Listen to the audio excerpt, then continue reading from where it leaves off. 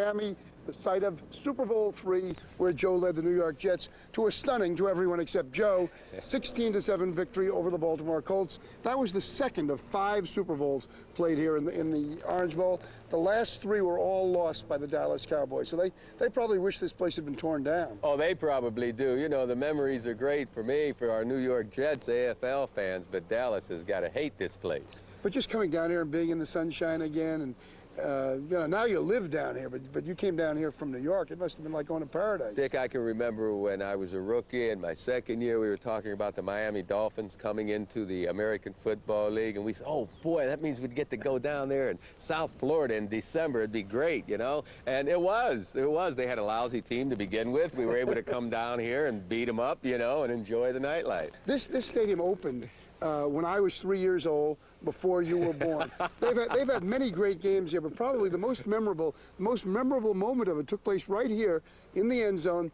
And I was cutting through that end zone on my way to the University of Miami dressing room because I thought the University of Miami had beaten Boston College. I didn't think Doug Flutie could possibly find somebody named Gerald Phelan in the end zone. I didn't think he could find me in the end zone at that time. Didn't think he could throw it that far. No, but I turned around and I saw, you know, Phelan going to his knees and the ball going into his arms, and it was one of. I turned and I raced to the other locker Yes, room. I know. I'm a front runner. Yeah.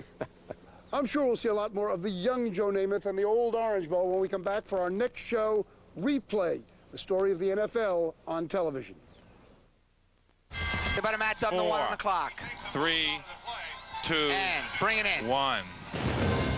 For decades, the NFL on television has been the perfect marriage of medium and message.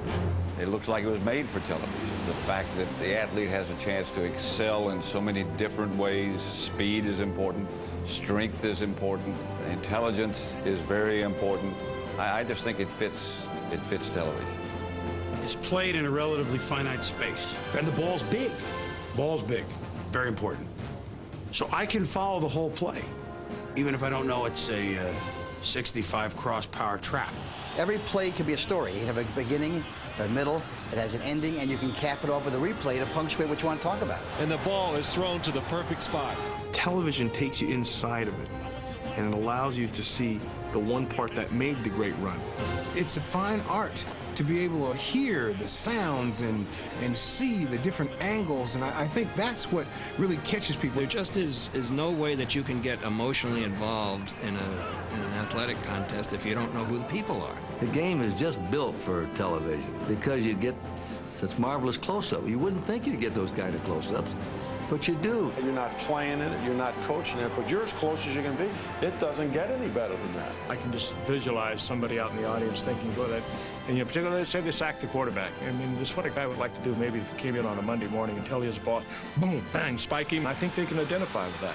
The NFL on television is not just entertainment, it's news. Any great NFL game can be the news story for the ages, linking one generation of fans to another.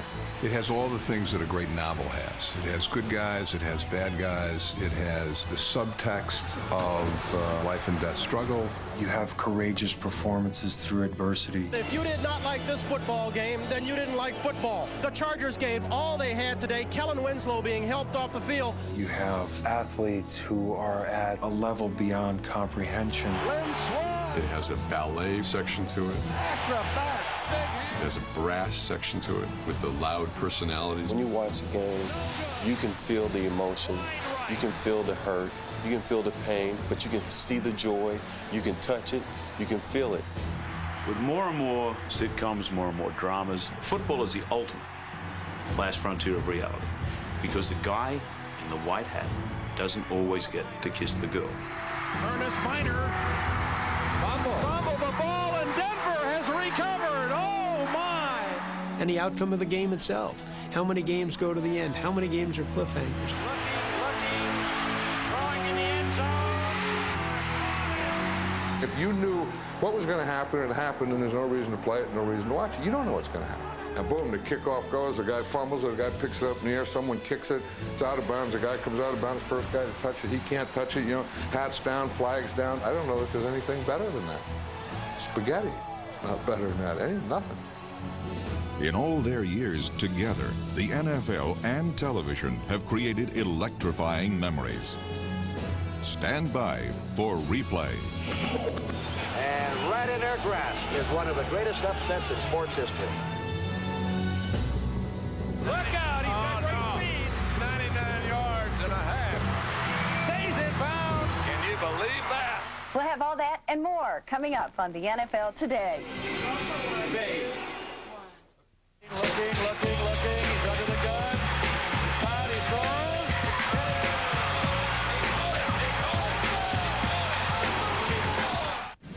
Watching the teams and heroes that made Super Bowl history on Classic Super Bowl Week, only on ESPN Classic. On a cloudy fall Sunday in 1939, the Brooklyn Dodgers hosted the Philadelphia Eagles before a crowd of 13,000 fans. Few, if any, in attendance even noticed the cameras of NBC station W2XBS. Their presence marked the first ever telecast of a professional football game. Only a few New York TV viewers were able to watch at that time, but the NFL considerably expanded its television audience at the end of World War II as consumers stampeded to stores for this essential new home appliance. Yes, thanks to television, that marvel of modern science, even our unfortunate friends and millions of other people can sit back in the comfort of their own homes and enjoy every thrill of the game, with no struggle for tickets. But if fans wanted to watch their favorite team, they had to hope that ball club had cut its own broadcasting deal with a regional carrier. It was a growth that was kind of segmented. Chicago Bears and Chicago Cardinals, they had their own network. George Preston Marshall and the Washington Redskins, they had their southern network. And we tried to have the West Coast network, the Rams. In 1950, the Rams had an offer from Admiral Television to televise their home games. They worried that there could be a significant drop in the gate, so the arrangement was such that if the gate did drop substantially, Admiral had to reimburse the club. They had a good season, and the gate did drop substantially, and Admiral had to make a significant rebate to the Rams. And as a matter of fact, there were a few executives at Admiral that were sort of told that maybe they ought to find work elsewhere. After Admiral's deal fizzled, another television manufacturer created its own network with hopes of adding NFL games to its schedule. And tomorrow, as in the years of yesterday, Dumont will be first, for vision is the Dumont dimension. 1953 was the first year that the National Football League went coast to coast on television for the full season. It was a Dumont television network. Now, they had an O&O station in New York, O&O station in Washington, and then they had a great working arrangement with WGN television in Chicago and another station in Los Angeles, so they put together the network. Our ratings beat all three major networks. Now, that was the first example that National Football League football on television was a great advertising buy for major U.S. corporations. Dumont carried NFL games until the network itself folded in 1955. But Dumont's departure roughly coincided with the rise in popularity of the New York Giants, a championship football team with marketable star athletes in America's most glamorous city. Robert Benchley was once quoted as saying anything outside of New York is Bridgeport. And it's very true in sport, because as New York goes, it's a media center, it's a center of activity, networks are headquartered there. And as the Giants go, so does the NFL, more than any other team. In 1958, the Giants and Baltimore Colts met for the NFL championship in what later became known as the greatest game ever played.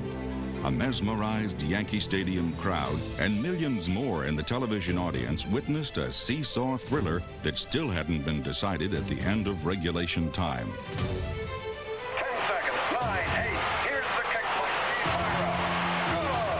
The game is tied, and we're about to have the first sudden-death overtime in the history of pro football.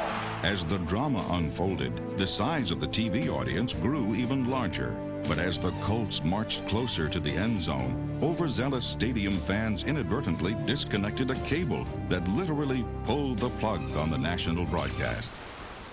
NBC had to send somebody out to the middle of the field to reestablish contact from downtown Manhattan with Yankee Stadium. He wasn't supposed to be on the field. He feigned inebriation, stumbled out on the field, and reset whatever they have to reset. Replugged it in, I guess. Picture and sound were restored in time for viewers to witness the winning touchdown. And the moment many feel pro football became America's favorite television sport.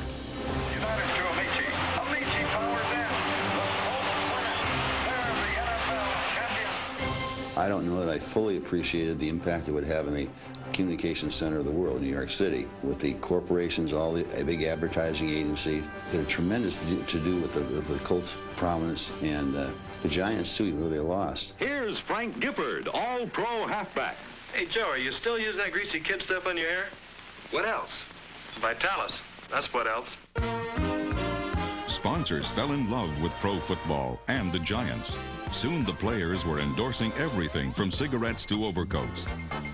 Some even landed their own television programs. I had my own pregame show, as a matter of fact, that preceded the local telecast with Chris Schenkel. Gift just for coming in to see the new 60s. A bottle of My Sin perfume by Lanvin for your wife or girlfriend. Thank you, Fragrant Frank. Chris Schenkel, there's no other way you could put it. He was the spokesperson for television, and he became identified with the Giants. He was part of the Giants team. We sure hope you've enjoyed these exciting highlights of the 1959 New York Giants season. So till next season, this is Chris Schenkel saying so long, and thanks for watching on behalf of the Philip Morris Company. The NFL's most powerful voice belonged to its new commissioner.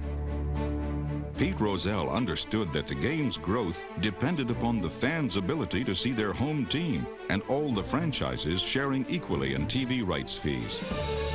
At this point, CBS said that perhaps it would pick up just a few of the NFL teams and do only their games. Pete Rozelle knew this would be bad for the league as a whole, so he went to the Hallases and the Maras and the big city guys and said we should package television and share the revenue. Congress approved the plan, and Rozelle was able to do just that, with CBS getting the initial package. He understood television. He understood how to expand the packages. I always used to joke with him that it should be part of your franchise agreement with the different teams that 3 times a day, wherever they are, they bow down toward New York City and say, "Thank you, Pete, thank you, Pete, thank you, Pete." You're watching the teams and heroes that made Super Bowl history on Classic Super Bowl Week, only on ESPN Classic.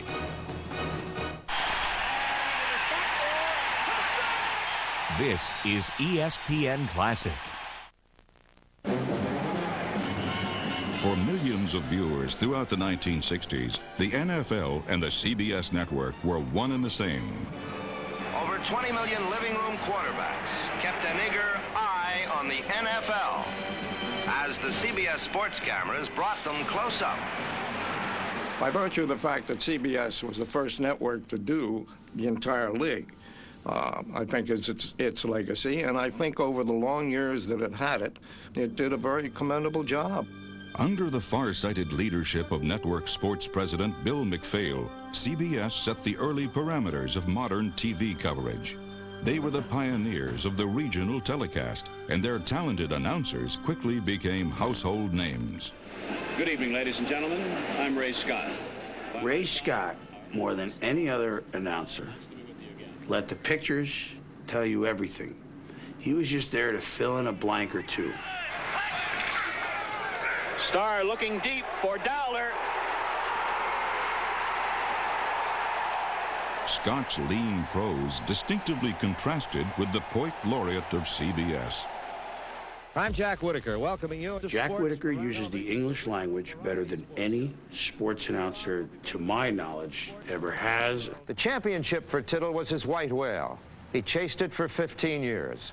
And like Captain Ahab, he committed his entire body and soul to its capture. CBS was also the first network to define the role of the color analyst. Okay, Bill. We at CBS Sports are starting something new this year. We've announced it previously on our 2 other NFL telecasts so far. I was an analyst to begin with, and I was supposed to be quiet when the team broke the huddle. And that time belonged to the play-by-play man. The play-by-play man was the boss. and you were just a guest sitting next to him. You described the band and the band show at the halftime, knowing nothing about bands or music. Eventually, the analysts would be allowed to ignore the halftime bands as CBS coverage became more focused on coaching strategies and player performance.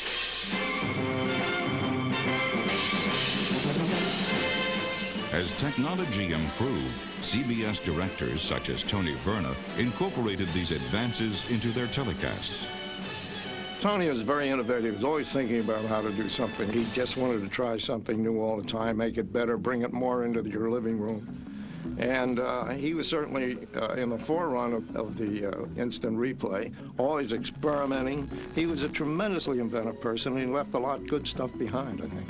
Verna directed the decade's signature game, the 1967 Ice Bowl Championship. As Vince Lombardi and Bart Starr finalized their goal line strategy in the closing seconds, Verna's crew plotted its coverage while confronting the problems of 15 below zero weather. And everybody who was involved in the broadcast thought that Starr, because of the slippery conditions, would run some kind of a rollout to Boyd Dowler, who was split out wide to the right. Tony Verna said to Herman Lang, the cameraman in the end zone, put your camera on Boyd Dowler, number 86. And by that time, the cables and the camera had frozen, and he couldn't move it. But the camera was frozen on the backs of Bob Lilly and Jethro Pugh. And Jerry Kramer, and of course, the great block that he threw on Jethro Pugh and cleared Starr's way to the end zone. Other than the freezing conditions, we wouldn't have had that picture. Coach, we're going to have a play right now. You can see it on this monitor. I hope I can see it. This is slow motion now as Jerry Kramer makes a key block for Bart Starr on this quarterback sneak for the winning touchdown. Yes. A super defensive play, but as you will see, Jerry Kramer blows him out of there. Yeah, that's a fine block, and there's a real good...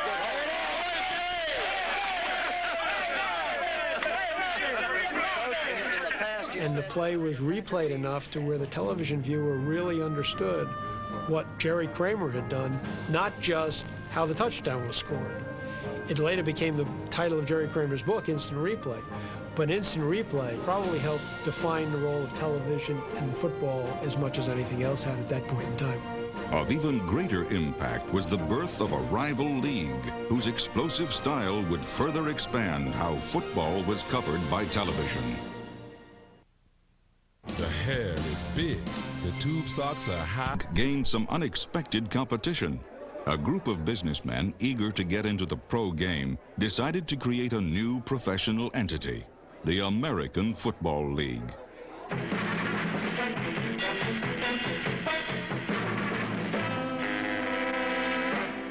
The AFL owners recognized there were new cities and television markets eager to embrace pro football.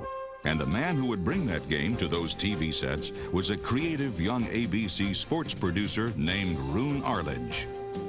We were able with the AFL, because it was brand new, and they were willing to almost let us do anything, to do some things that we probably couldn't have done if we had had the NFL at that time. And so we were trying to get inside the game and have people at home have the real experience, what it was like to be on the field and how hard these guys hit each other and how fast they were and all the rest of it. Arledge's sound and visual innovations truly gained national attention during the AFL's first sudden death game, the 1962 League Championship. They said, now down to the field and Jack Buck. And Jack was standing on the field on the 50-yard line with the referee. It's sudden death now, whoever receives the ball, and we'll start all over again. You understand that? You have your choice, of course, receiving or kicking. We will kick to the clock. You're going to kick? Yes. To the clock. Right. Dallas won the toss. Well, I tell you, over on that Dallas bench, they're going wild, Kurt. They don't know what's going on. Abner Haynes elected to kick off with a club, and I'm sure that's not the unanimous opinion of the bench over there. Kicking against the wind. AFL coverage went against the wind and against some standards of existing sports programming. In the early 60s, the NFL didn't broadcast any games in a city when teams played at home, and the upstart league took advantage. The NFL made a major mistake when they were blacking out the home games, the Giants, the Eagles, the Lions, the Redskins, and leaving Sunday afternoons open sometimes late in the afternoon, and ABC would run this 4 o'clock game in from the AFL. That's the only game you could see. They had an open market. It was like letting a vacuum salesman in the door on a Sunday. And, you know, let those fellas in, they're pretty good.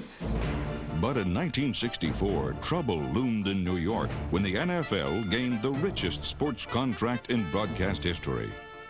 The National Football League signed a deal with CBS, and it brought each NFL team about $900,000 per year. And this was in many ways considered to be kind of the death knell for the AFL, because we were making around $125,000 per team, and obviously we couldn't compete if the National Football League was going to have $900,000 a year income. So Sonny Werblin and Joe Foss, who was the commissioner of the AFL, had a series of meetings with Carl Lindemann and others at NBC and negotiated a deal which put each AFL team on near parity with the NFL teams. NBC continued many of ABC's innovations in their league telecasts, while hiring away such on-air talent as original AFL announcer Charlie Jones. There were no surprises this week in the AFL as all the favorites won. But most of the wins did not come easily. Joe Namath has not thrown a touchdown pass. Jones and other broadcasters benefited from NBC's innovative approaches. The production staff rewrote the rules governing pro football coverage while adapting to the AFL's wide-open style. So many of the advances that took place in the way football was covered for television happened as a result of the American Football League. Those games had a pioneer duo doing them, Kurt Gowdy and Paul Chrisman. And Chrisman was a very, very different analyst than anybody we'd ever heard before. He was willing to be critical. He had an amazing ability to take what had always been given to us as complexity, make it sound like real language. Those were all key things because they were happening at the time that the public was making this huge leap from having had baseball as the American pastime to now making a full-body decision that football was their national game. And I like to think that Gowdy and Chrisman were huge in that regard. I believe the early days in trying to build something like the American Football League were times that will never again be created. They can't. We were literally inventing how sport should be covered on a daily basis. But was anybody really watching the AFL? NBC unintentionally found out audiences were after committing the biggest blunder in the history of televised sports. Joe and I will continue covering and uncovering the stories of Super Bowl III when Classic Super Bowl week continues on ESPN Classic. AFL fans had eagerly awaited the Jets-Raiders matchup for months, and the two first-place clubs delivered with one of the best games of the season. It would be followed at 7 p.m. by a broadcast of the family classic Heidi. But as prime time approached, NBC executive producer Scotty Connell grew concerned that the game would not end on time. Now Scotty can't get to the guys in New York. He's trying to tell them don't take the game off. But the minutes leading up to Heidi coming on, people began to call 30 Rockefeller Plaza saying, what are you going to do about Heidi? Or don't let that game go on because I heard you say that Heidi is coming on at 7 o'clock. What it did was it literally blew out the exchange. There were so many calls that came in. And I looked at my watch and I said, we are in deep trouble. It was determined that the program would air at 7 o'clock. And if football wasn't over, we would still go to Heidi at 7 o'clock. So I waited and I waited, and I heard nothing and I heard nothing, and we came up to that magic hour, and I thought, well, I have not been given any countermanding order, so I've got to do what we agreed to do. And the guy pushes the button at 7 o'clock, and away they went. And here's the game going right down the crapper.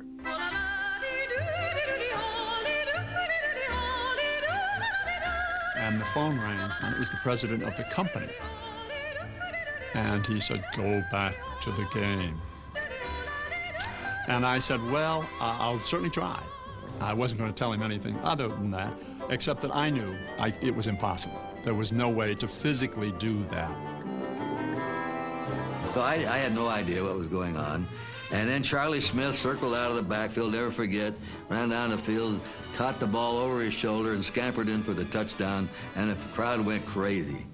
Now the Raiders kick off, and the Jets fumble the ball at the goal line, and the ball's loose running around, and the Raider goes down and falls on it. And the Raiders have now scored 2 touchdowns in 9 seconds and taken the lead and win the game. And the funniest aftermath of it all is Weeb Eubank's wife called the Oakland Coliseum. So they get in the locker room, the phone rings, they pick it up. Weeb, it's your wife.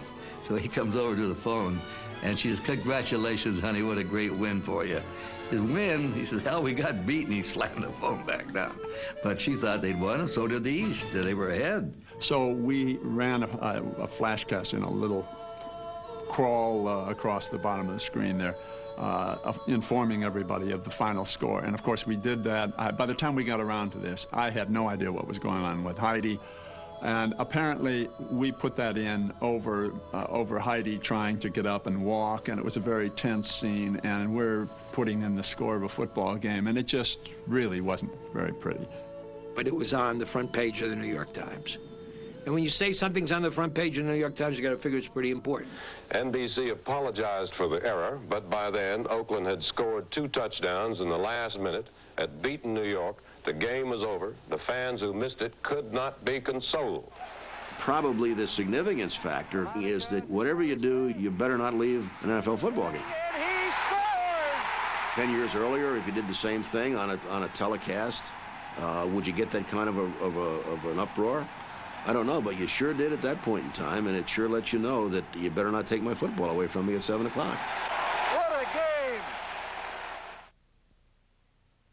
I'm Dick Shabbat. I'm standing with Joe Namath in the Orange Bowl, the site of Super Bowl III, where Joe and the Jets beat the Baltimore Colts 16-7. It was a great season that season, but as we've just seen on replay, it was slightly marred by the Heidi game, the loss to the Oakland Raiders. Why didn't you just walk off the field when they went off the air? Well, you know, Dick, we didn't know what was happening with the television part of it. Playing the Raiders, we were ahead of them, and they came back and scored quickly. I don't doubt that losing that game helped us get ready for the Raiders for the championship game. You know, championship's enough incentive in itself. But had we beaten the Raiders like we nearly did out there, we might have approached that game with a little too much confidence. I don't know. You know, we might not have been the same team to play the Raiders the next time. It had an impact on you, and it also obviously had an impact on the history of the NFL on television, because after that, they stopped cutting away too soon. When replay resumes, we'll take you inside Monday Night Football into the zaniness of the broadcast booth, where Don Meredith, Howard Cosell, and Frank Gifford interact. This is ESPN Classic. Gosh, you know, I just went to use the phone. By the late 60s, prime time remained the only unconquered frontier for the NFL on television. After several trial games on CBS, the league sought a permanent commitment. Pete Rozelle said he was thinking about making football on Monday night. We had tried a couple of Monday night games. He was going to try to make a series out of that and have a game every Monday night. And because he felt such loyalty and friendship, I think, with Bill McPhail, he said, I wish you'd carry it. And at that time, I think CBS on Monday night had I Love Lucy and had maybe Gunsmoke or whatever. But CBS was clearly number one, the number one network, and it was a pretty tough time to make a change. NBC also passed, but ultimately third place ABC was more receptive. Still, network sports chief Roone Arledge knew the primetime audience demanded entertainment as well as spectacle. So his first hire was a controversial ex-lawyer named Howard Cosell. Howard Cosell was neither a play-by-play announcer, nor was he an expert commentator in the sense of being a former football player. And so in order to have him, I had to have 3 announcers instead of 2. And there'd never been 3 announcers before, and everybody said, you're out of your mind, and they'll be tripping over everybody and all the rest of it. Roone's next pick was a former Cowboy quarterback grown bored with life after football. I decided that the stockbroker was probably not what I really wanted to do. I had met a few people that had said, hey, you know, why don't you go do TV work? So I wind up going, and we go to Old Toots Shores and spent 3 or 4 hours and signed it on the back of a napkin, and that was pretty much it. Play-by-play man Keith Jackson rounded out the original team, which made its primetime debut in Cleveland. Nobody else wanted it. Nobody wanted to play it, fearful that it would die at the gate. And I said, let me take a chance in Cleveland. Just give me the Jets, because the New York audience, to give ABC a jump. And we had the largest crowd in Browns history, never to be repeated. A very, very dramatic night. Almost immediately, viewers discovered that on Monday Night Football, television itself was nearly as big a star as the players on the field. 15 seconds to air. Stand by, all cameras. Ready with slow motion and isolated cameras. Stand by, videotape, and roll tape. And tape is rolling in less than 5, in 3, 2, 1. Take tape.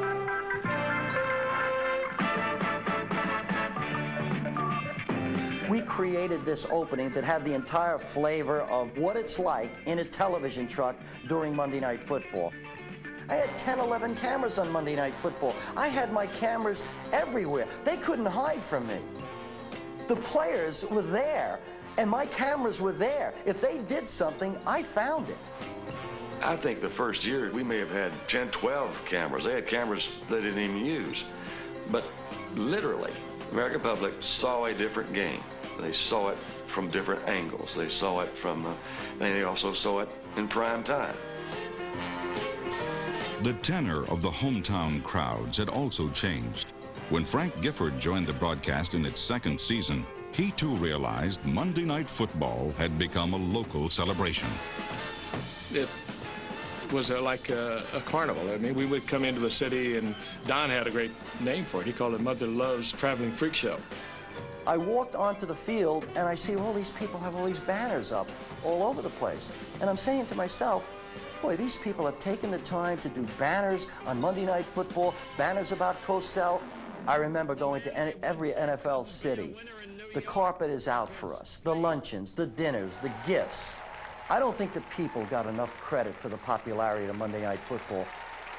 We found a bowling league that had stopped bowling on Monday night because of Monday Night Football. And by the time we were finished with our spin on the story, anybody who was a man couldn't possibly bowl on Monday night. The story became reality. In the days before satellite uplinks and sports channels, Howard Cosell's halftime highlights became Monday night must-see TV.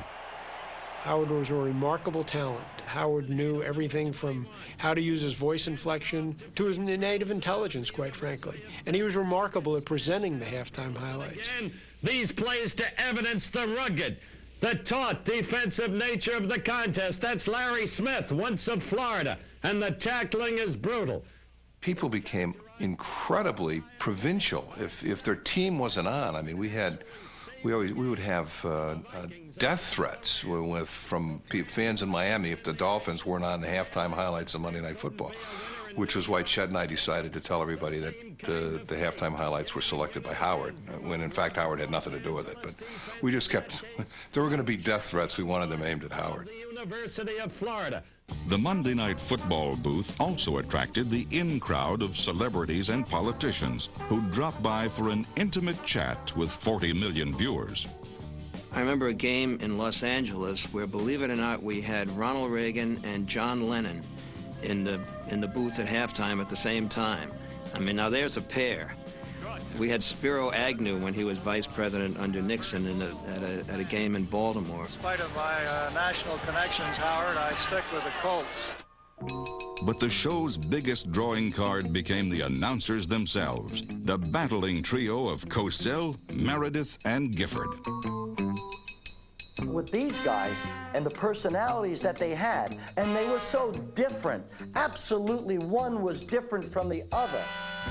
I think people turned on Monday Night Football to see and hear what Meredith, Cosell, and Gifford were going to say, especially Meredith and especially Cosell. They became bigger than the game. So it's 3 downs and over for the Kansas City Chiefs, and that's been their wont so often tonight at a time when they desperate their wont, W-O-N-T. Howard. The education of Dandy Don continues. We await the punt. Meredith had a wonderful way of tweaking Howard with just saying, "Oh, come on, Howard." W-O-R. That's the way I say W-A-N-T. And the majority out there, all those folks with rednecks, White Sox, and drinking blue ribbon beer. Blue collars. Rednecks and White Sox and blue ribbon beer. It was amazing because Howard had this wonderful following, urban following, and Don had everything. I mean, from the Hudson River through Nevada was all Don's. IFBs. What about the IFB and hand mic? What about the IFBs and the hand mic? Doing Monday Night Football was definitely a high wire act, but there were times when it was like, you know, a symphony playing, when you almost wouldn't have to talk. The shots would just be coming and the replays would be coming and the announcers would be in perfect tune with the pictures and they would be in perfect tune with one another. People, even if they don't like football, know what Monday Night Football is. It's an institution.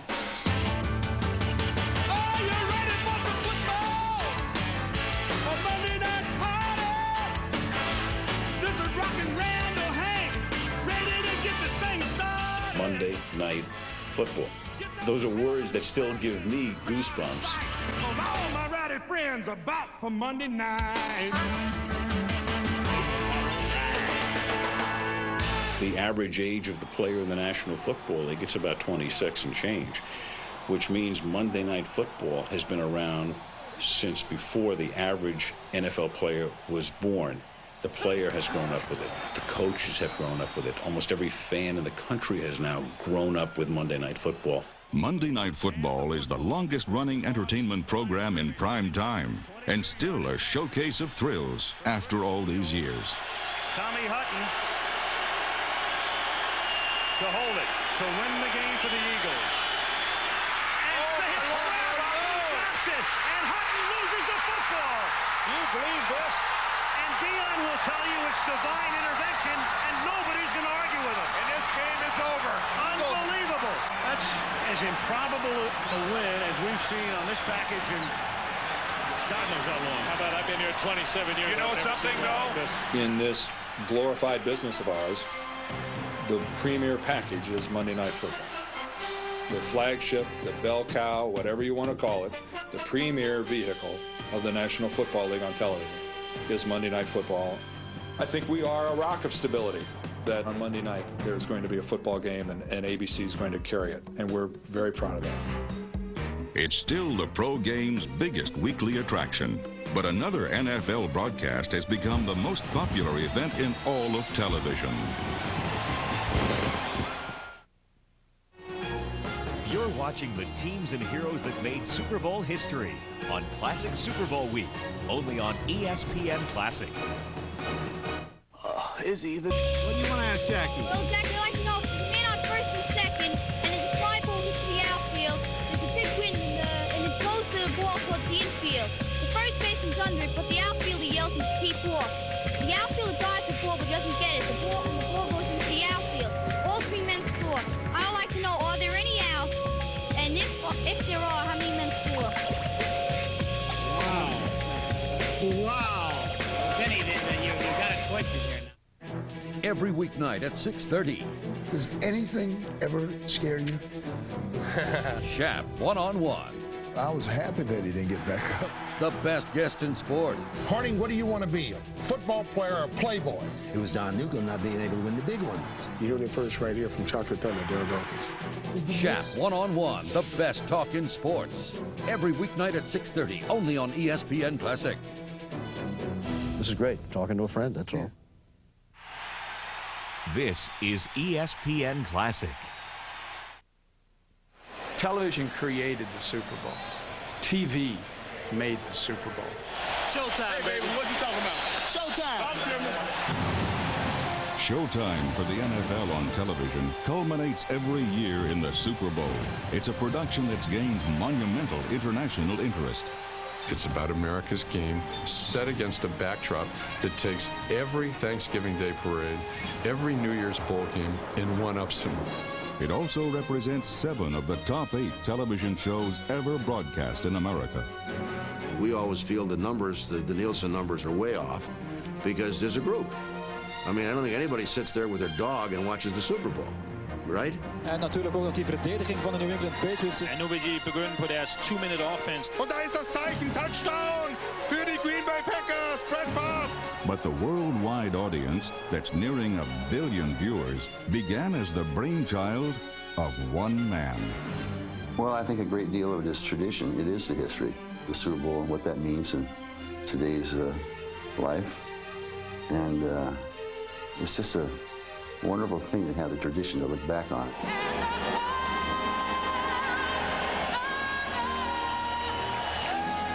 Oh, it'd be overwhelming at times. National anthem, kickoff, very, very emotional. Pete Rozelle had this vision and kept building it. Sure enough, it's like that old thing, build it and they'll come. Well, he built it and they came. But the grand vision of Pete Rozelle had humble beginnings. The first Super Bowl or first AFL-NFL championship game had 30,000 unsold seats. The Los Angeles Coliseum was about half full for Super Bowl I, with fans urged to move to better seats in the center of the stadium to make a better impression for the TV cameras. It still wasn't the game that we know today. The game was also unusual from a broadcast perspective. NBC and CBS both did the game.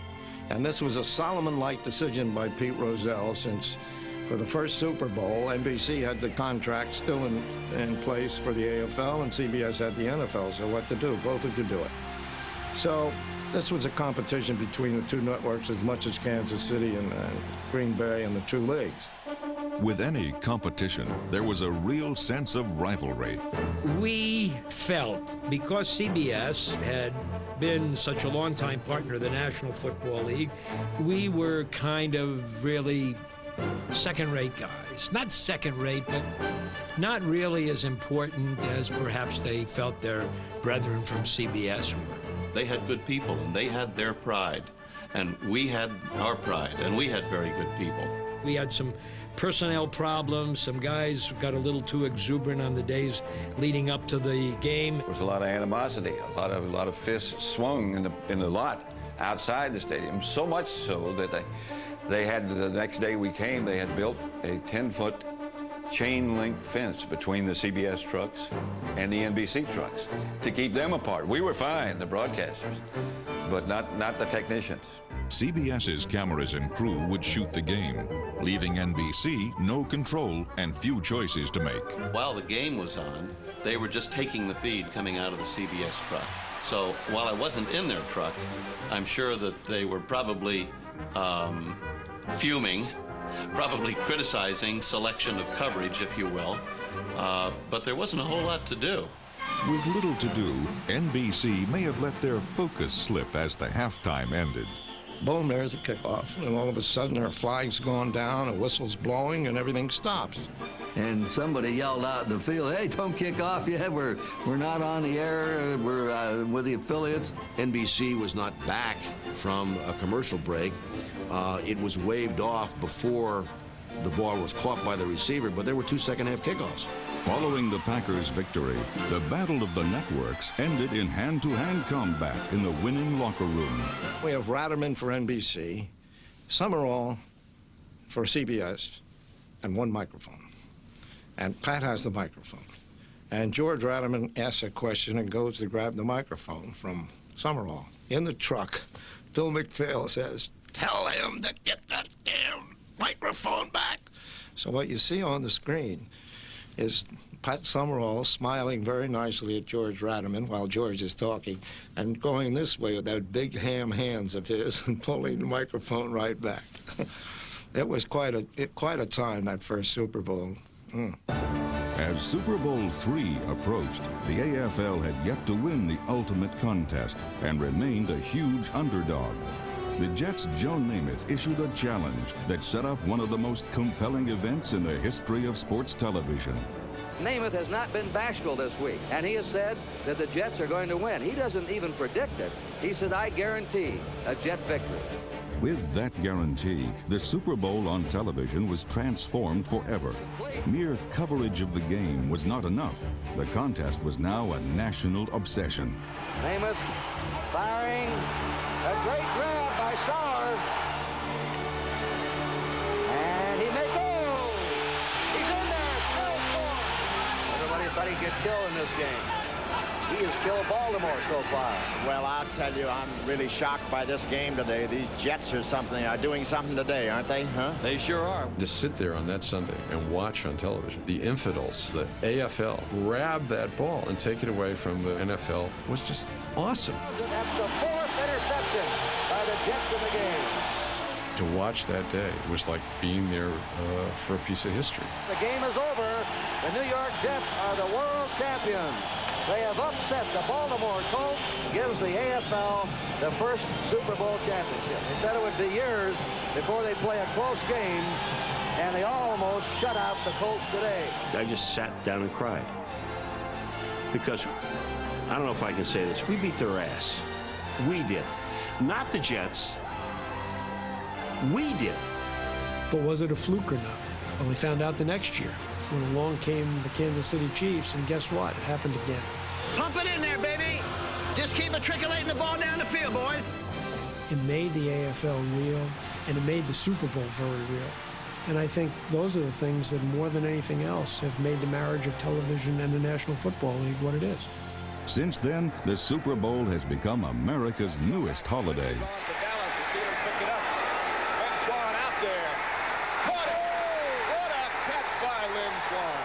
It's a ritual marked by memories of heroism and heartache. 8 seconds left.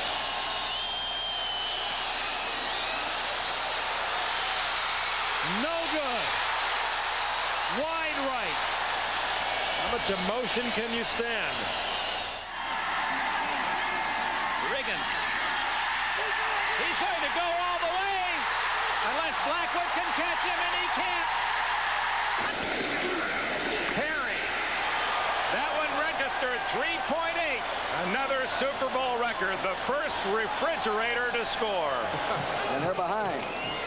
And they're going to throw. Oh, he's got it wide open. Drop. Veteran Jackie Smith. And he let a sure touchdown pass get away. And this kick is blocked. Yepremian has it. Throws a pass up with the ball. It's Mike Bass. He's running away for a touchdown. Mike Bass scores. What a kooky play that was. In 1989, the crowd in Joe Robbie Stadium witnessed the greatest last-minute drive in Super Bowl history. It was classic Montana magic. At the same time, NBC's director Ted Nathanson and play-by-play announcer Dick Enberg broadcast that magic to the world. They've got it. Rice has just set a Super Bowl record with 12 catches. He's in motion. Montana. Andy's got it. Takes 5. Take 1. Take 13. Take 1. Take 6. Take 1. Crowd shot. Crowd shot. Hold 5. Take 8. In a perfect marriage of medium and message, television and the NFL celebrate their biggest day together. The greatest moment of your life, you'll never forget it. They can never take it away. Old school like Cassius Clay.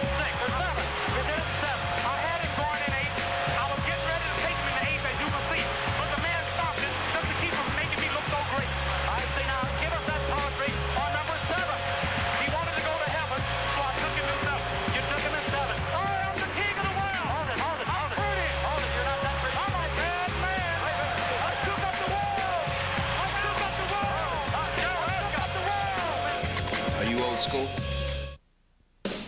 As interest in the NFL exploded in the late 50s and early 60s, viewers began to demand more than just coverage of the game.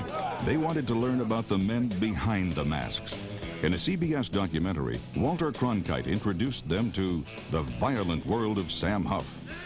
It was another stepping stone in the popularity of the game because they saw something they had never seen. They were inside a helmet, so to speak. What do you do that 488. You do that one more time, 88, I'm going to sock you one. Don't do that. And of course, we kidded Sam a lot about it because Sam was very sensitive, and we knew that Sam was not really very violent. With the introduction of NFL films in 1965, the men of football took on epic qualities. Lombardi. A certain magic still lingers in the very name. I love the voice of John Facenda. It speaks of duels in the snow and cold November mud.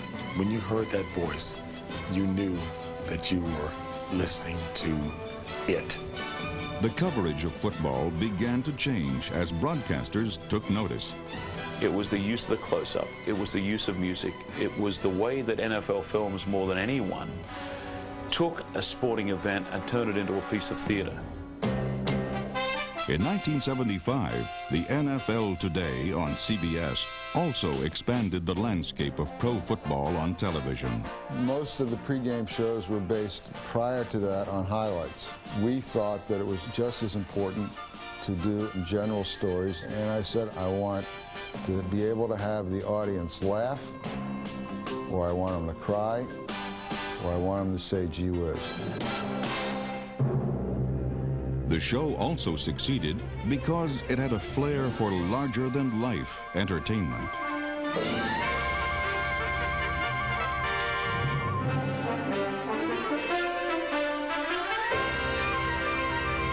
Under Bob Wessler, the head of CBS Sports, and producer Mike Pearl, the show became an event in itself. The bottom line is they chose to be different. You can't teach people to think big. Bob Wessler thought big. When he had to do a pregame show for Super Bowl, I mean, he had them coming from helicopter on a ship.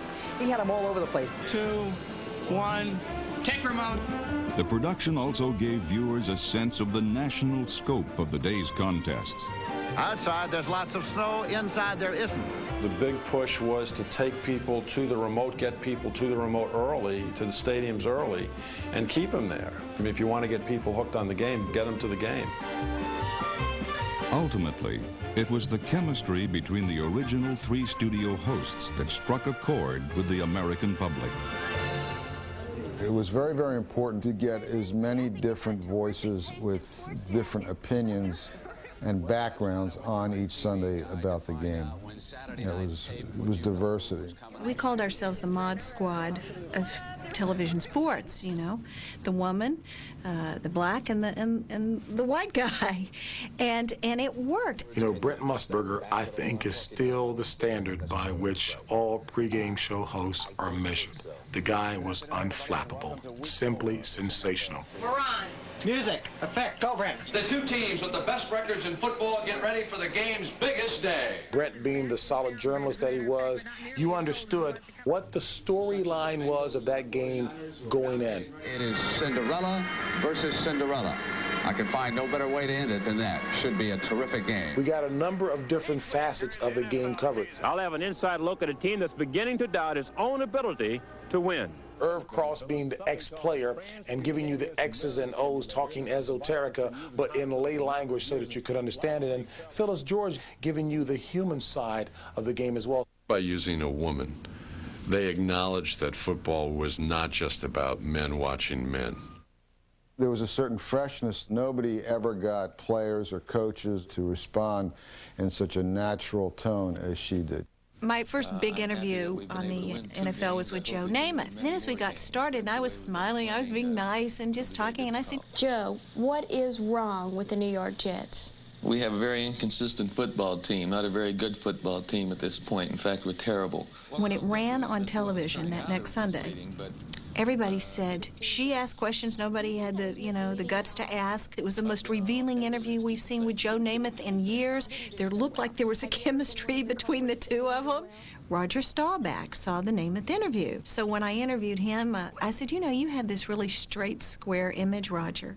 And he said, and let me tell you something, Phyllis. You know, I enjoy sex as much as Joe Namath. Only I do it with one girl, you know? I mean, my voice went up an octave. His wife, Marianne, hit the floor running down the street. We never saw her again that afternoon. The 1:30 show is a live, repeat version of this. In its premiere season, the NFL Today also set the standard for today's pregame shows with a rapid-fire production that was repeated twice for later kickoffs. And we'll try and save a little time at the end for some highlights. They would also do up to 5 halftime shows back-to-back on any given Sunday. They had to realize and keep in their heads who they were going to, what markets they were going to, who was watching them, who wasn't watching them, who was going to watch them in the next show, who had seen this or heard this. And that, to me, was the magical thing. That's it. Well, you can join us next Saturday. We'll be in Los Angeles for that playoff game. Merry Christmas, Godspeed, and all of those wonderful, nice things to all of you out there. It was magical. And I don't know if they could ever recreate Camelot. And it was Camelot in our own broadcasting way.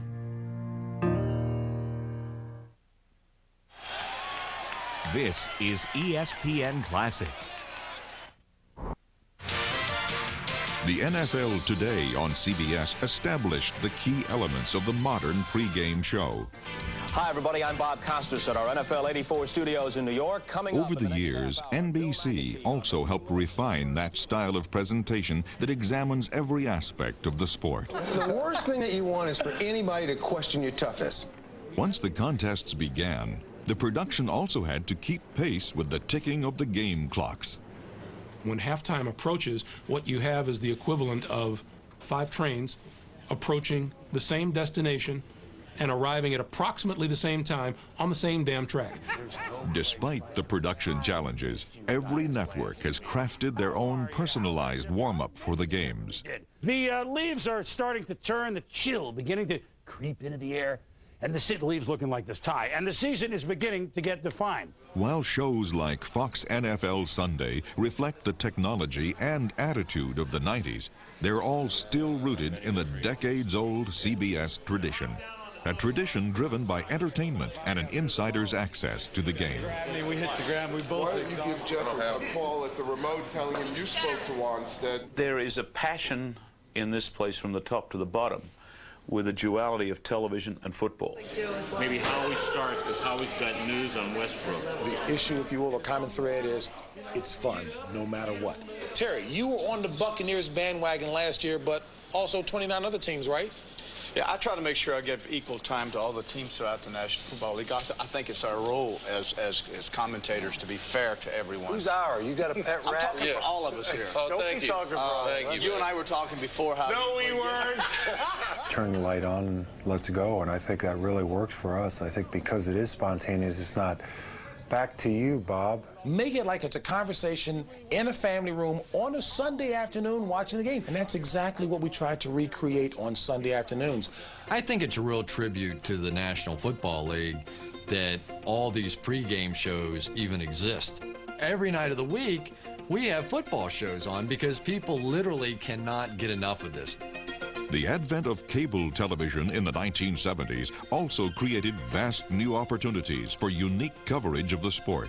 HBO was the first cable network to report on the game when Inside the NFL premiered in 1977. In 1979, ESPN became the first all-sports cable network.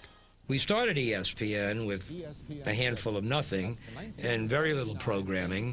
Those of us who were there at the beginning knew that the success of ESPN as a 24-hour sports network can depend on several very key items. Number one was the acquisition of professional football, and the other thing we had to do, we had to have the best news gathering in sports that had ever been done on television or radio. The San Francisco 49ers prove once again why they have the best record in the NFL. With 5 minutes to go, down by 6, 89 yards separated them from victory.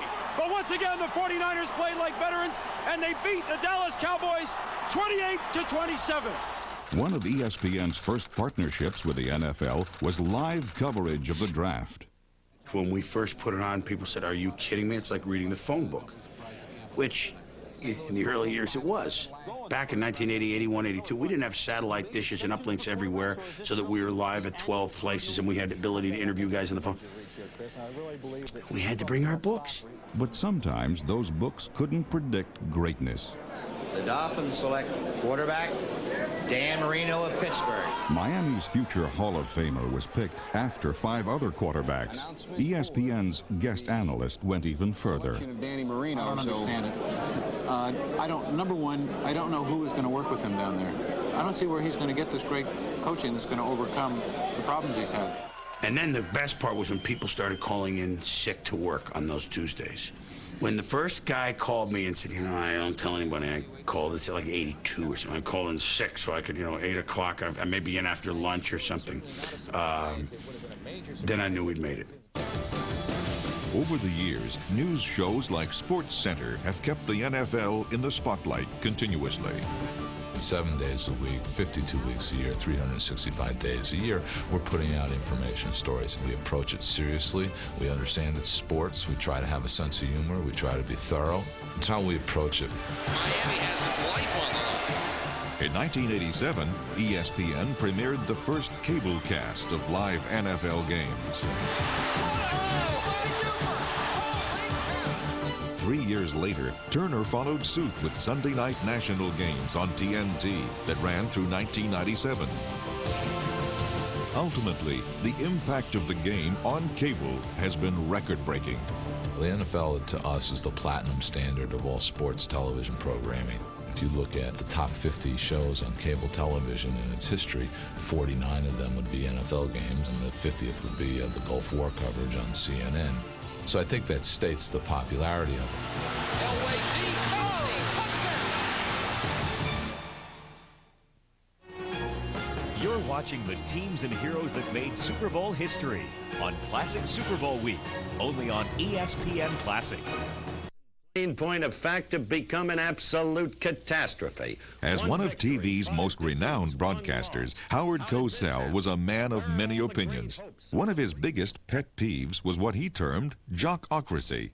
It's an issue that has sparked lively discussions, even to this day. He did rail against the jockocracy, as he put it, and that meant he thought the players coming off a football field didn't deserve the opportunity to just all of a sudden step in front of a microphone and talk to millions of people without the proper training. In other words, without the proper training that me, Howard Cosell, went through. They don't ask a lot of me, do they? Tell the public about this. It's the jocks who played the game, right? They should be on the air, right? Gee, that's a disgraceful thing. Despite Cosell's protests, wave upon wave of former players and coaches moved from the field to the broadcast booth. While some lasted only a season and others made a second career, no one captured the exuberance of the game more than former players Tom Brookshire and Pat Summerall at CBS. They were as close to two football fans watching football as we've ever come. Brookie was the ultimate fun guy. The Jets have won the toss and elected not to play. And the viewer at home had a lot of fun watching them. And that brought fun to television. Maybe that was kind of the transition from football early on to football where it is now. The announcers became such a big part of the story that you were watching because you wanted to be part of what people were talking about. In 1981, Pat Summerall was teamed up with another former player and coach. It's a partnership that spanned nearly 20 years and 2 networks. Pat is such a professional, and Pat is everything. And he's so smooth, and he's like silk. And anything that I foul up, I rant and rave and go off on tangents, and then Pat, in a word or two, can get you, boom, right back, and there you go. He did cut him. Maybe if anybody understood what we were talking about, nobody would watch us. I don't know. But whatever it is, there's a magic, there's respect between us. And like he says, Pat's a football guy, and I'm a football guy. We've been here since Monday, and I felt like running down and playing. I have goosebumps all over. I'm glad we didn't. Right down. John Madden. He brought the working man's vision of football. The simple words like stuff and blood and mud and teeth out, and he brought humor to it. The right goes to the left. This guy crosses here. He crosses here. They have no idea where we are, who we are, where we're coming from, or who we're throwing to. Very interesting. He let you inside of what was happening, which no one had ever done before. In other words, he became a true analyst. and Montana fakes, comes back, and hits him right here. He analyzed the plays and told you why. We will be able to see what is happening inside these men who play a boys' game. Along with Madden and Summerall, Merlin Olsen, the gentle giant of NBC, blazed a trail for today's player analysts. But sometimes, first attempts at a second NFL career don't always start smoothly. Every game Jim Plunkett plays is going to add confidence to him. I like the Raiders. I like the Browns. You would. Nobody agrees with me. Nobody agrees with me. It's a conspiracy. Look at this guy's hair. Almost sounds like he knows what he's talking about. This is ESPN Classic. In January of 1998, two stunning chapters were added to the history of the NFL on television. The first chapter documented the intense competition for the newest network contracts. The first two are in, and it includes a return by CBS to the game. On Monday, Fox retained those rights also for the next 8 years. The Disney company, which owns both ABC and ESPN, paid. In fact, the TV rights package was the largest programming deal in the history of all of television. The contracts are tributes to past and present performances by many, many players and coaches. We all build and stand on the shoulders of those people who came before us. The contracts are also tributes to the passion of our fans and the interest in our game. The second new chapter, Super Bowl 32, was the most compelling of TV dramas.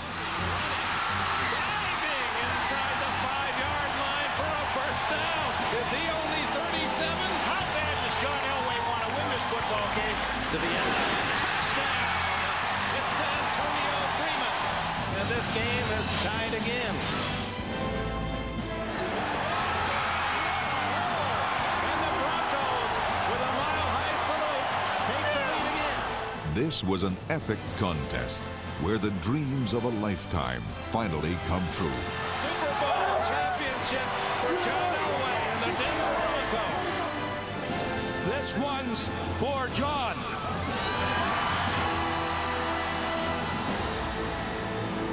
Two new chapters. Plot twists in a history that spans decades. From the first modest experiments of '39 to the technological explosion of the new millennium. Two new chapters, written by men and women with a passion for the game. They were pioneers and performers with the talent to capture the imagination of America.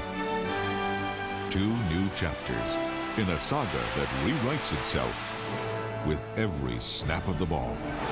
He fumbles the ball, and Oakland has it for a touchdown. Oakland has scored 2 touchdowns in 9 seconds.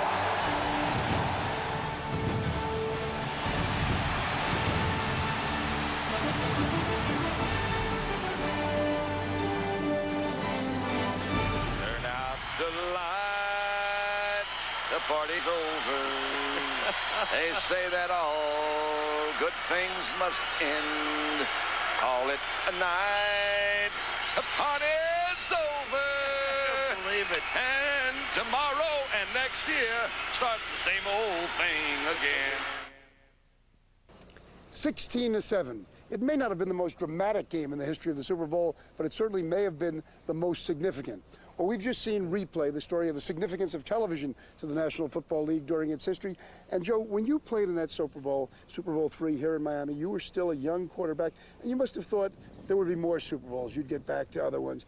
How tough is it to get back to another Super Bowl? Well, it was too tough for our team. We didn't make it back. We challenged Kansas City the next year in the playoffs and lost to them. And then after that, it seems like our team went in different directions. You have a tendency when you're successful to lose some of the people, you know. Management has to do a heck of a job trying to keep that team together. Even more so now with free agency. Oh, sure. And the other thing is your desire may diminish a little bit. It sounds like an awful thing to say, but I don't know if you can be as keyed up about getting there as you were about getting there originally, getting there again.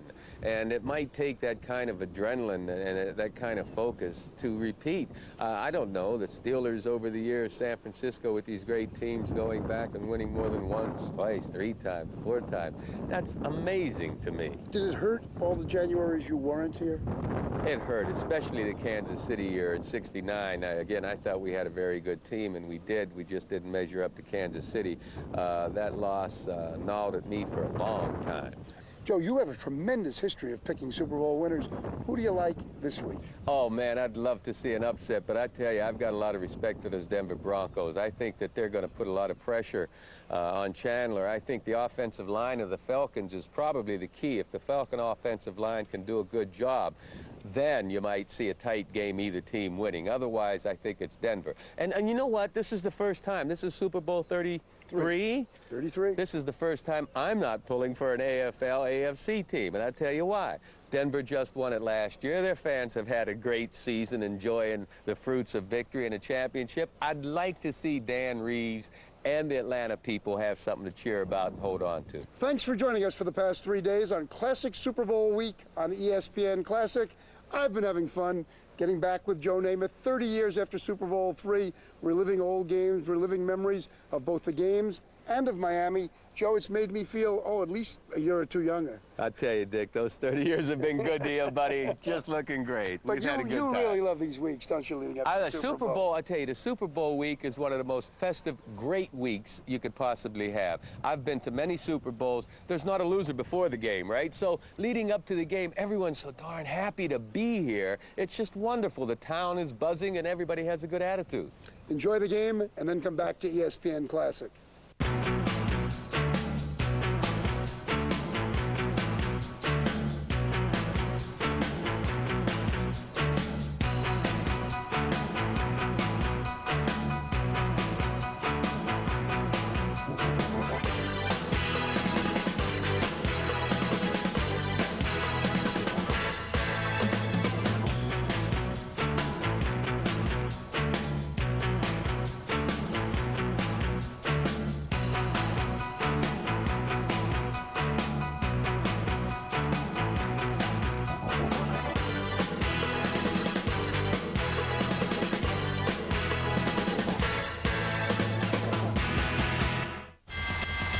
A little wacky, you know, at that time.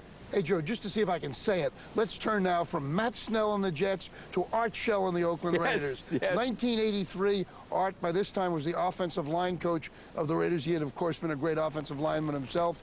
This was the '83 season as the Oakland Raiders marched toward the Super Bowl.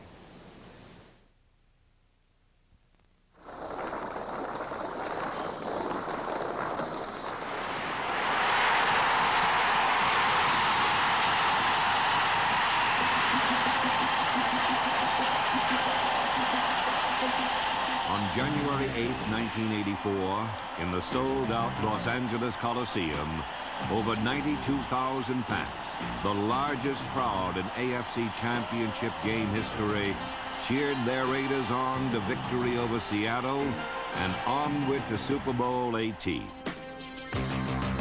From the start, an intimidating Raider defense dominated, with big plays by number 37, left corner Lester Hayes, and by number 22, right corner Mike Haynes. Raider mind and muscle overpowered Seahawk runners, and led by the big hits of number 77, Lyle Alzado, the silver and black held Seattle to just 167 yards, while racking up 4 quarterback sacks.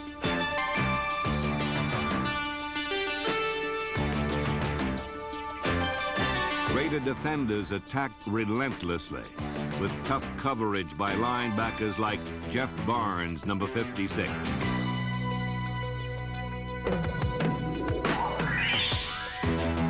Four times alert play and defensive design created interceptions, including another of the many key plays by number 55, fiery inside linebacker Matt Miller.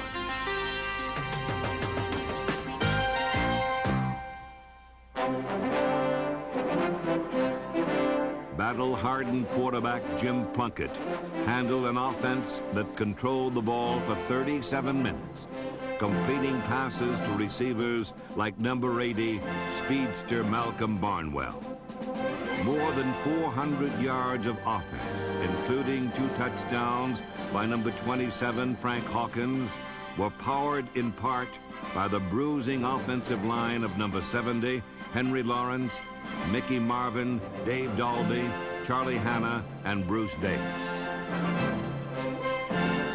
Number 46, All-Pro Todd Christensen, helped clear the way for number 32, the brilliant Marcus Allen, a 1,000-yard rusher for the season.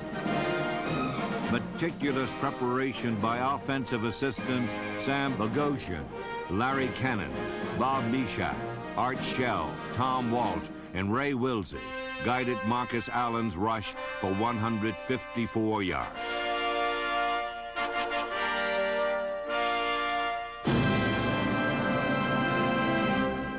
Allen also caught 7 passes and totaled 216 yards as these proud Raiders under head coach Tom Flores won another championship 30-14. You guys were magnificent.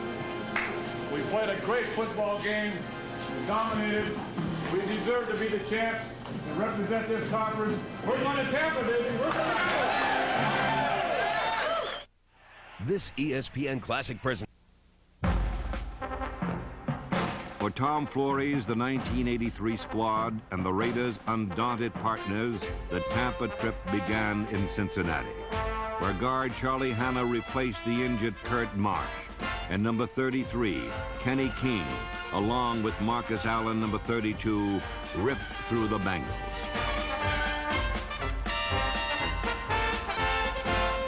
In this 200th consecutive game for linebacker Ted Hendricks, the defense dominated Cincinnati runners, receivers, and passers. Number 71, talented rookie Bill Pickell, had 2 sacks, and Pro Bowl-bound Howie Long, number 75, helped seal a 20-10 triumph.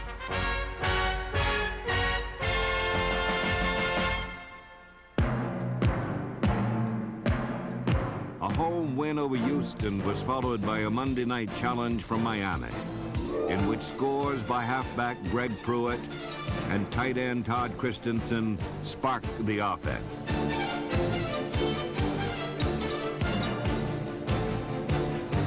The defense featured fierce tacklers like Ted Watts, Rod Martin, Van McElroy, and Irvin Phillips, while turnovers were created by aggressive backs like James Davis, number 45. Pressure meant big plays, the biggest of which is described by the veteran radio voice of the Raiders, KRLA's Bill King. Woodley back. Here they go out. Here's a rush. He's hit. He fumbles. Ball loose at the 35. After it is Townsend. Picks it up to the 40, to the 50. Rumping to the 45, to the 40. He has a blocker. Greg Townsend racing 65 yards with a recovered fumble. Electrifies the LA Coliseum. Let it more. Save that one for the highlight film, Bill. That one's definitely going in. Mastery over Miami added to the Los Angeles Raiders' incredible Monday night record.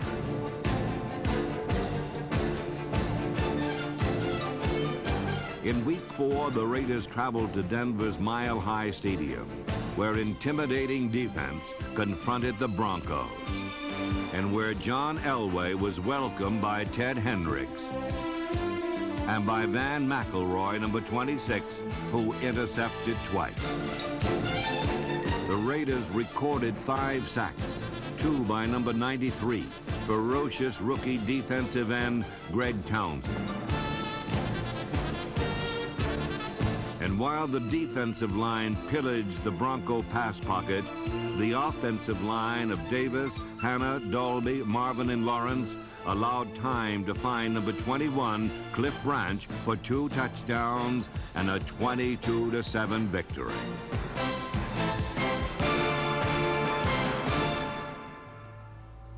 Next, a cross-country trip to Washington found Raider defenders recording 6 more sacks, 5 of them by powerful third-year pro Howie Long.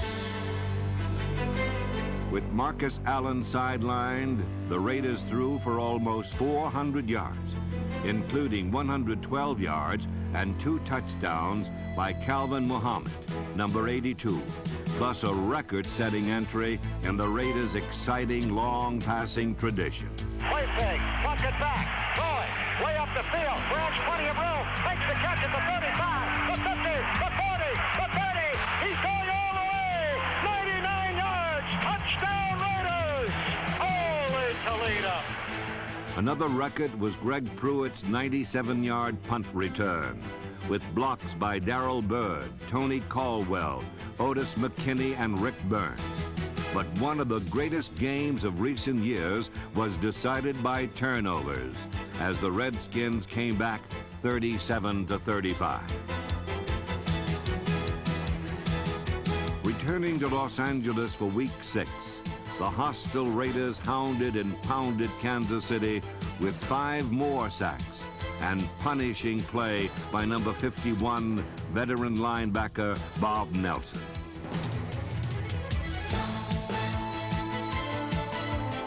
Jim Plunkett, utilizing Raider receiving depth, hit number 28 Cleve Montgomery, then went to the league's top pass catcher in 1983, tight end Todd Christensen, number 46. Marcus Allen demonstrated his passing skill with a touchdown to gifted rookie Dokie Williams, number 85, as the Raiders remained atop the tough AFC West.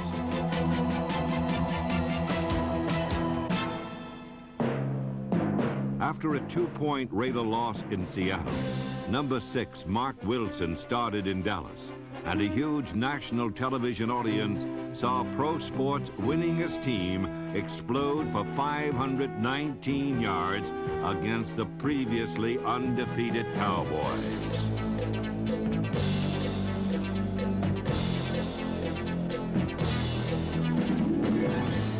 Number 31, tight end Derek Jensen, scored an important early touchdown, and Raider running back showed their versatility as number 32, Marcus Allen, displayed multiple talents as a runner and as a receiver. And the Raider attack was complemented perfectly by tenacious fullback Frank Hawkins.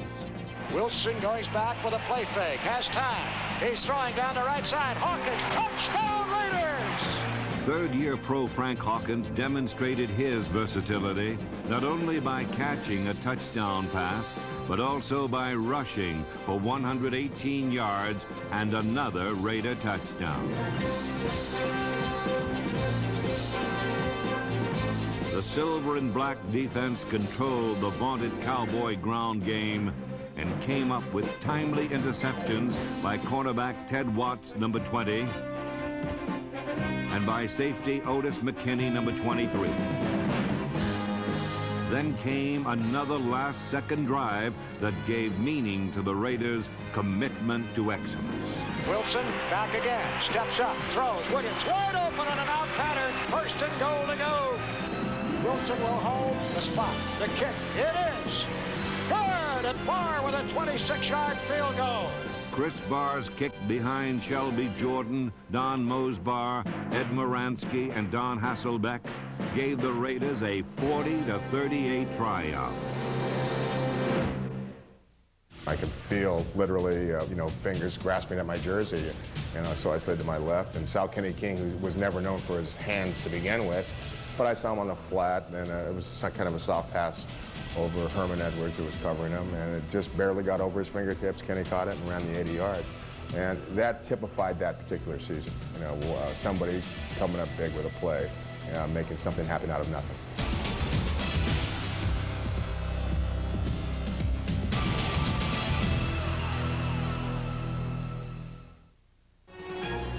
You're watching the teams and heroes that made Super Bowl history on Classic Super Bowl Week, only on ESPN Classic.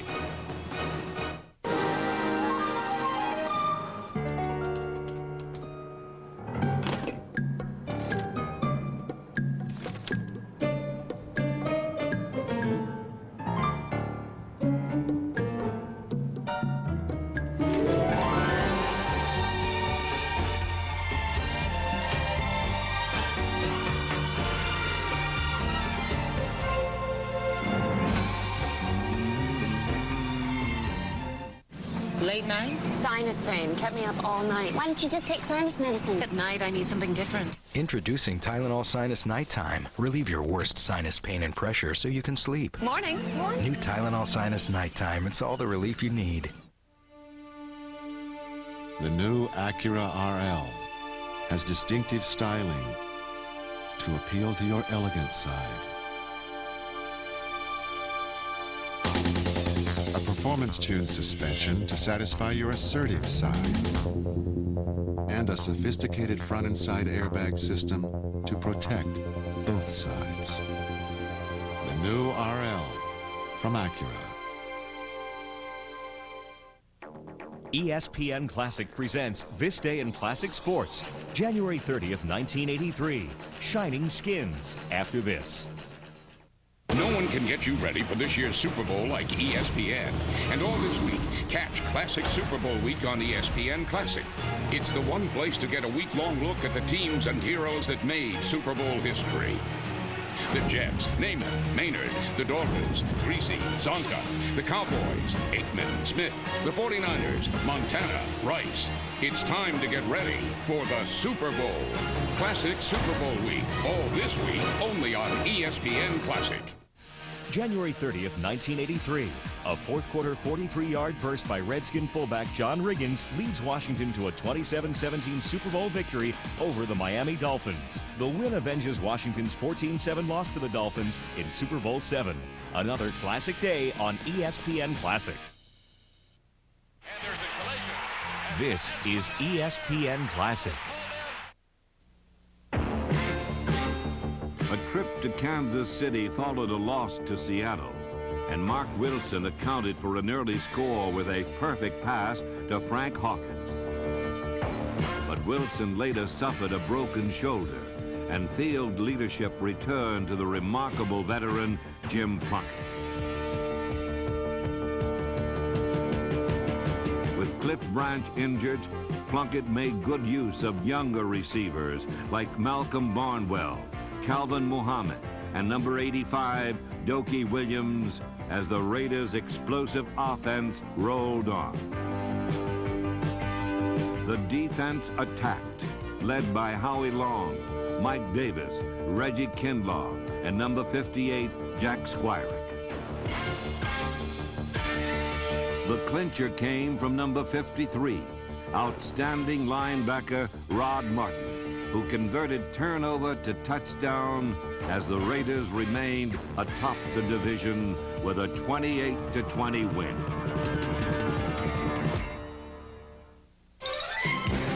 After 10 weeks, the Raiders were 7-3, and loyal Los Angeles fans came out to support their drive for an 11th division championship.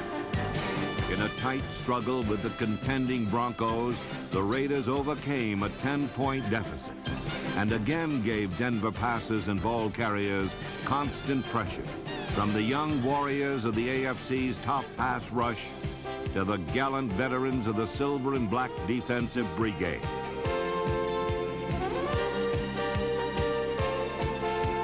Hunter Ray Guy performed superbly on special teams, as did Kenny Hill, Steve Sylvester, Chester Willis, Jeff Barnes, and David Hum. Hum will hold. Tension abounds. Snap, spot, kick on the way. Good! Chris Barnes from 40! Raider special teams again met the challenge, as Chris Barr's kick meant victory 22-20. The next week in Buffalo, the combative Raiders closed down the Bills' running game, and veterans Ted Hendricks, Lyle Alzado, and Rod Morton created interceptions for Lester Hayes and number 36, Mike Davis. The offense slashed for over 400 yards, with Kenny King and Marcus Allen leading the way. But Chris Barr again had the dramatic last word. 3 seconds remaining. Barr's ready. Dolby snaps. It's spotted. It's kicked. It's good! And the Raiders have won! In San Diego, Todd Christensen moved closer to his season's total of 92 receptions, an NFL record for tight ends. Jensen in motion all the way across. Quick toss to Allen. Fakes left, comes back right, throwing deep. Christensen open, makes the catch at the 5. Touchdown Raiders! Holy Toledo! Plunkett, play fake, back, looking at the end zone. Which one? Christensen! Touchdown Raiders! As Plunkett really hung that one on a rail, a frozen rope. It's to Christensen. He makes a one-handed catch. Touchdown Raiders! The feared Raider defense also shown on the Thursday night telecast with 6 sacks and 4 turnovers, including interceptions by strong safety Mike Davis and by free safety Van McElroy, and still another touchdown return by Rod Martin. Los Angeles overcame a 10-point deficit to score 42 unanswered points, and including a victory over the Giants a week earlier, had won 5 in a row.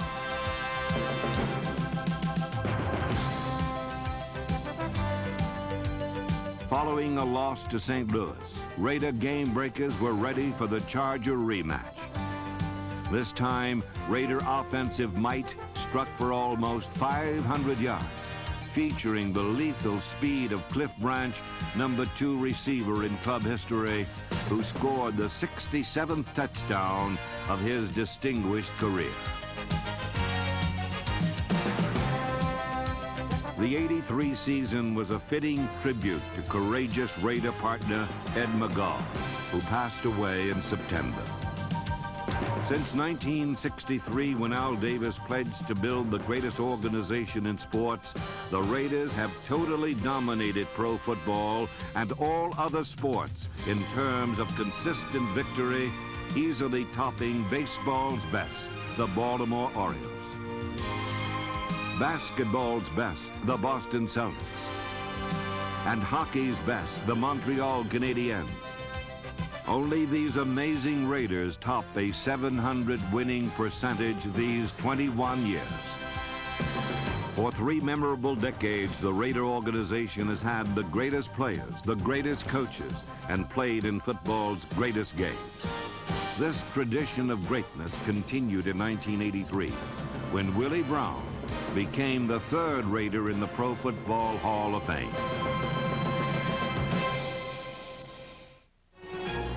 You're watching the teams and heroes that made Super Bowl history on Classic Super Bowl Week, only on ESPN Classic. Late night? Sinus pain kept me up all night. Why don't you just take sinus medicine? New Year's Day, 1984. Over 92,000 Los Angeles fans witnessed the AFC playoff against the Central Division champion Pittsburgh Steelers. All right, here we go. Stout back, sets up, delivers one to Sweeney, intercepted Hayes, 18-yard line, 15, 10, 5, touchdown Raiders! Lester Hayes! Hayes' touchdown triggered a dominating defense, led by middle guards Reggie Kinlaw, number 62, and Johnny Robinson, number 68. 5 times, Steeler quarterbacks were sacked, thanks to aggressive strategy by defensive coaches Willie Brown, Chet Franklin, Earl Leggett, and Charlie Sumner. A Raider offense that would not be denied posted over 400 yards and 4 touchdowns. One of them a reverse field gem by Kenny King. Frank Hawkins blasted across behind Derek Jensen and Shelby Jordan, and also helped clear the way for Marcus Allen, who went topside for still another Raider touchdown.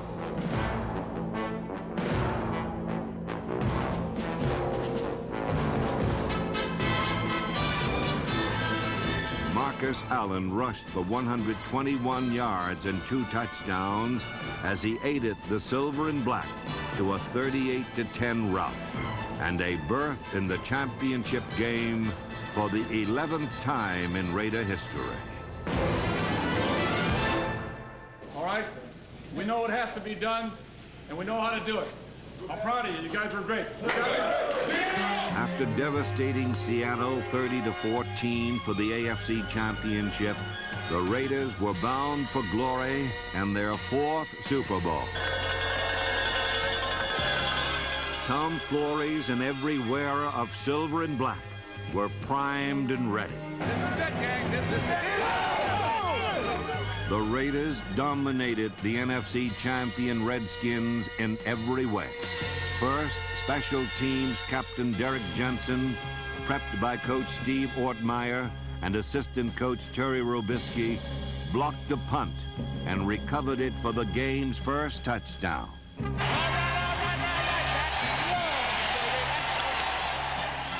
Touchdown number 2 teamed passing partners Cliff Branch and Jim Plunkett. Dedicated pass protectors and aerial design based on attacking deep with pressure football, not percentage football. With number 62 middle guard Reggie Kinlaw controlling the center of Washington's line, the Raiders held the top-scoring team in NFL history to just 9 points and shut down powerful John Riggins, including a 4th and 1 play that made the final outcome obvious.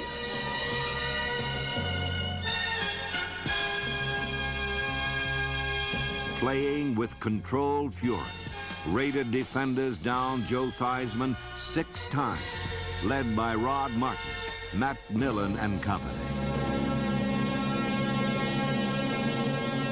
A Mike Davis safety blitz forced 1 turnover, while another blitz helped 6-time All-Pro Mike Haynes intercept. But the biggest turnover occurred just before halftime. Theismann back, looks off to the left, and he fires it out there, intercepted, Jack Squirrel, touchdown Raiders! I don't believe it! Holy Toledo!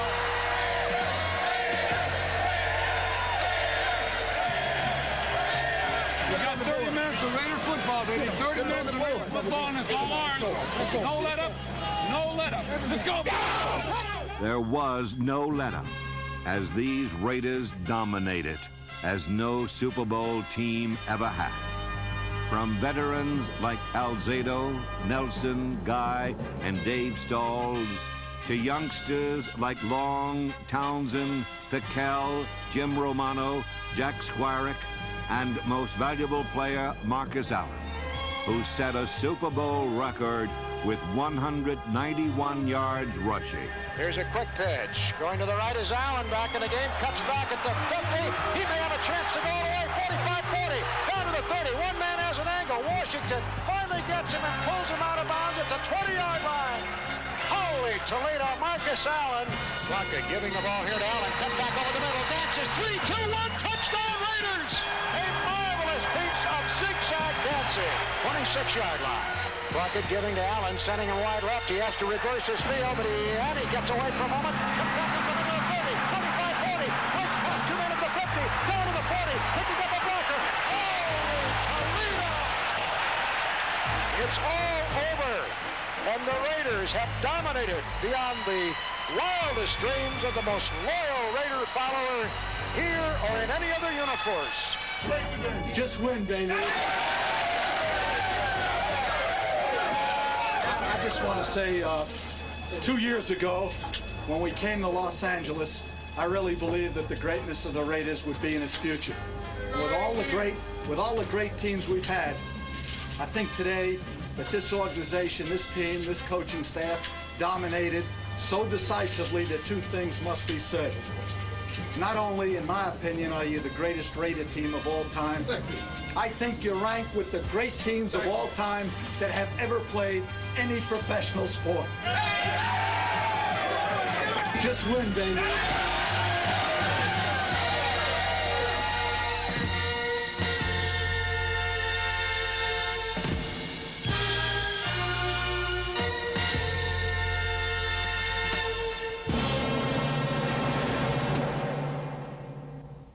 The Jack Squirek play was the one right at the end of the half that really gave us an edge. And then when Marcus Allen made that terrific run of his that was still in the record books, that really broke their backs.